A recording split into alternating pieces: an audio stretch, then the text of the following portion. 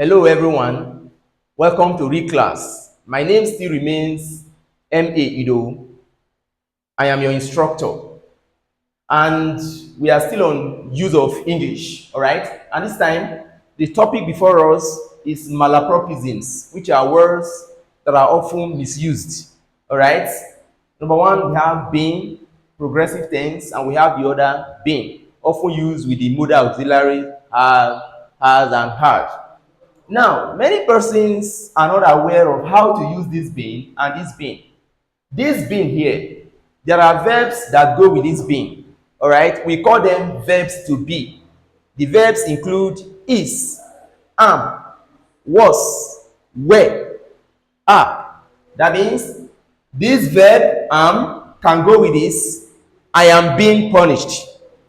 Then this can also go with it. He is being punished. This can go with this. He was being punished.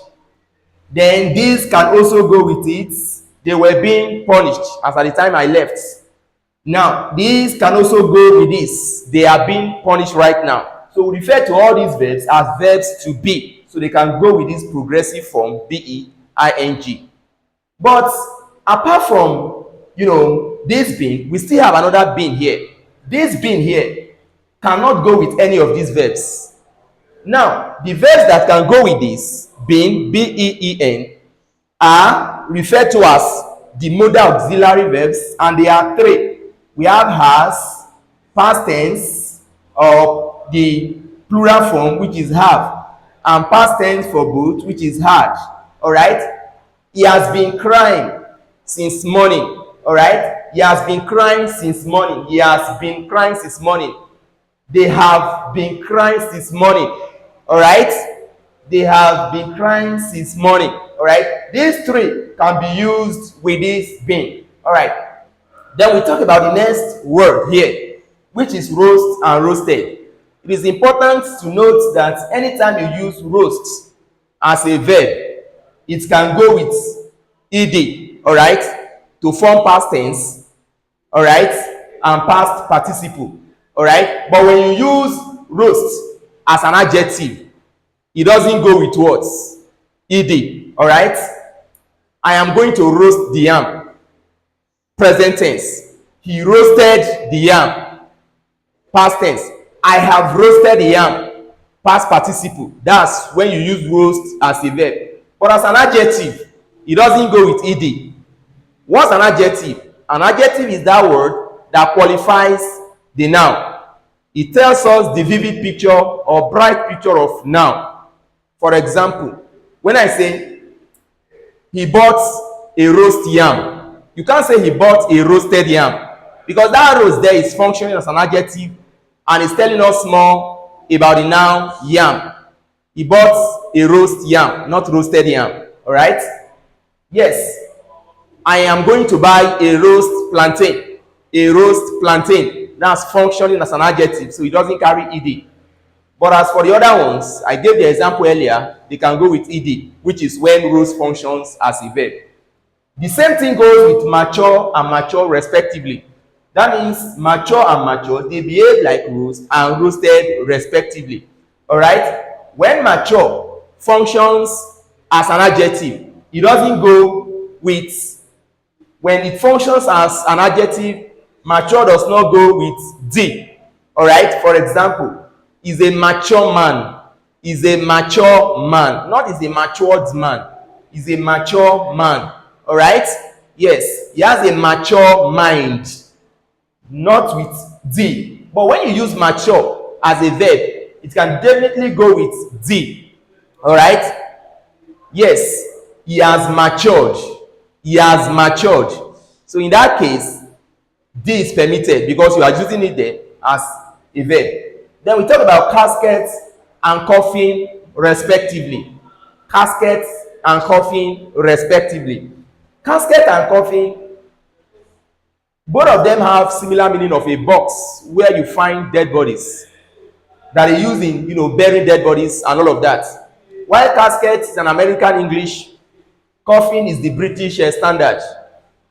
Now, casket is an American English, coffin is the British standard. So, you know we use the British standard form of the English, so it is advisable you use coughing. All right, so we now use present and presently. All right, present, or you call it simply at present. All right, at present. At present means now. All right, at present means now. All right, while presently means happening soon. I'll be with you at present. That means I'll be with you now. But I'll be with you presently simply means happening later. I'll be with you soon. So you should be careful. All right. Then you talk about advice and advice. Both of them are used in the English sometimes in the wrong pattern, especially in the writing form. This one that carries S is a verb, and the one that carries C is a noun. There are features with the ones that carry S as a verb, and the features include S. You can add S to it. He advises him often as a verb. Then it can go with D as past tense. He advised him yesterday. All right. Then again, it can go with ing, progressive form of the tense. He's advising us now. Don't forget, another name for past tense is ed1. All right. Then another name for past participle is ed2. All right. Sometimes you can refer to past participle as en. It depends, especially when it is an irregular verb. All right. Yes. Then we talk about this very advice here, which is functioning as a noun. It doesn't go with the features S, D, or progressive form ing. So you cannot put this spelling and put S here. He advises him. It is very wrong because it's a noun. You cannot also put the progressive form ing here because it's a noun. Then you cannot put D, advised, in this form. It is also wrong. While the three features I mentioned can go with this because it's a verb, it cannot go with this because it's a noun. All right. You cannot say in English that he gave me an advice and does not go with it. All right. He gave me advice or a piece of advice, and you know the one to put there is the noun form, the one that carries ce. All right, not se. And don't also forget, when we have two words that have similar meanings, one ends in T and the other one ends in CE. The one that ends in CE is always regarded as a noun, whereas the one that ends in T is always an adjective. For example, I love his brilliance, which is a noun. He's a brilliant boy, adjective ending in T right there. All right, so that's that. Now, away from them, we look at the next word that is often misused. All right, opportune stroke opportunity. It will interest you to note that, all right, there is no English like I was not opportuned to go to school. The opportune that ends in D, there is no such English on earth. You check or look up the word in dictionary, it does not exist. All right, the only one that exists is opportune and then opportunity. Instead of you saying I was not opportuned to go to school ending in D, it is better you say that I was not having the opportunity to go to school. All right, it's better because there is no word like opportuned. The only one we have is opportune, the first one here, and it does not mean opportunity. This word opportune means appropriate or right time. We got to school at the opportune time. That means we got to school at the appropriate time. All right, so that's that. Now we now check the next word here, which is hang, hanged, and hung respectively. Are you there? Now this word hang here, all right, when it refers to human being, the past tense is hanged and past participle is what? Hanged. All right, when it refers to something that does not have life, the past tense is what? Hung, and past participle is still what? Hung. All right, for example, we are going to hang the armed robber. They hanged the armed robber yesterday. The armed robber has been hanged, but the armed robber here refers to what? Human. All right, yes. But when the word hang is used to refer to something that doesn't have life. The past tense is hung, and past participle is what? Hung. All right. I want to hang my clothes. Present tense. All right. But when you talk about the past tense, it is going to be hung. All right. Yes. You have a case of, I hung my clothes here yesterday. I hung my clothes here yesterday. I have hung my clothes. I have hung my clothes. So you see the discrepancies there. Then you find the word find and found respectively. All right. When it means to look for something, when it means to search for something, the present tense is find, and the past tense is what? Found. All right. He finds his book every day. He finds his book every day. All right. Past tense. Yesterday he found his book. Yesterday he found his book. Past participle. He has found his book. He has found his book. Now, if this is the past tense when it comes to searching for something, don't forget, found can mean to establish something, and in that case it will be present tense, while the past tense will be founded and past participle will be founded respectively rather. Then for example, you have a case of, my pastor founds new school every year. That means that found there is now functioning as the present tense. My pastor founds new school every year. Last year, my pastor founded a new school. Past tense. Last year, my pastor founded a new school. Past participle. My pastor has founded a new school. Don't forget, anytime you use has, have, and had, the next tense is past participle. So that's that for that. Then you talk about lie, lay, and laid. All right. When it means not to tell the truth, when it means not to tell the truth, the present tense is lie, and the past tense is lied. Past participle is still lied. For example, he lies every time. Past tense, he lied to me yesterday. Past participle, he has just lied. All right. But when lie means to rest briefly for whatever reason, past tense will be lay, and past participle will be what? Lain, which is spelled L-A-I-N. I'll give you an example. When you have lie meaning to rest, present tense, he lies there often under the tree to rest. Past tense, yesterday he lay under the tree to rest. Not yesterday he lied under the tree to rest. No, yesterday he lay under the tree to rest. Past participle now. He has lain under the tree to rest. He has lain under the tree to rest. But again, don't forget, when you talk about lay here, when it means of a bird to drop an egg, all right, when it's a reference to what? Bed or bricklayers, all right, to lay bricks on the ground, the present tense will now be lay, while past tense will be laid. Past participle will now still be what? Lay. For example, the bricklayers are preparing to lay the bricks. Present tense. The bricklayers laid the bricks well. Past tense. The bricklayers have laid the bricks. Past participle.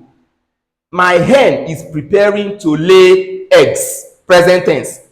My hen has laid eggs. Past tense. My hen rather has laid eggs. Past participle. All right. So you will discover that that's the differences that we have there. Then we talk about although and though. Both of them are referred to as adverbs of concession. All right. And don't forget, I want to quickly remind you that anytime you use although or though, they collocate with yet. For example, there is no English like although he read well, but he passed. Is wrong. The correct English is although he read well, yet. Although he read well, sorry, but he failed. It's not a correct grammar, because although does not go with what? But. Rather, although collocates with yet. You can have something like although he read well, yet he failed. Not but he failed. Nothing like that. But there is one thing I want to bring out here. These two here. Both can start a sentence. Both although and though can start a sentence, but only one can end the sentence, which is though. Let me give you an example. Although he didn't read, he passed. It's correct. If you don't want to put yet, you can still continue the sentence. You put comma. Although he didn't read, he passed. Or you can have though he didn't read, he passed. But though can end the sentence. All right? He didn't read, he passed. Though. You see that though ends it, but although can never end it. You can't say although, or you can't say he didn't what? He read, he didn't pass though. Or though rather, it's not possible. So it's only though that can end it, although can never end it. Then we talk about few and a few. Both few and a few are used for count nouns.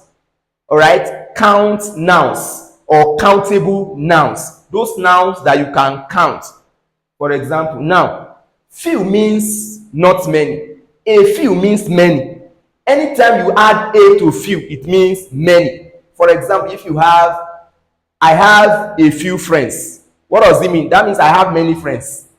I have a few friends means I have many friends. But if you say I have few friends, what does it mean? It means that what? You have just friends that are not many. Okay? Yes. For example, I can't give you any of my textbooks. I have just few. It means the books are not many. I can give you some of my textbooks. I have a few. That means I have many textbooks. All right? Yes. It's just like this expression here. This little and a little here too. They behave just like few and if you just like as few function in terms of count nouns. Then little and a little function as uncount or mass nouns. Or a mass nouns. Those nouns you cannot what? Count. For example, little means not much. A little means much. If you have something like, I can't give you water. I have only little. That means your water is not much. So you can't afford to give to the person asking. But if you have a little, that means you have much water. All right? I can give you water. I have a little. That means the water is much. All right? And take note again that we have some other words like either and also. You have a word like either and also. All right? Don't forget, also is a positive language. Either is what? A negative language. All right? For example, if you say, he does not like me and I don't like him also, is an incorrect English. He does not like me and I don't like him also, because also is positive. The correct grammar should be, he does not like me and I don't like him either. All right? But if it is positive, then you use also. He likes me and I like him also. Positive, positive. All right? The same thing goes with any and some. Any and some. You can't say I don't have some money because some is positive. There is no English like I don't have some money. All right? I don't have some money is not the correct English. Rather, you use the negative since you don't have. I don't have any money. But if you have, you are going to have something like I have some money. I have some money. All right? So that's that for this lecture. So in our next class, we shall look at another interesting topic that you will find enthusiastic.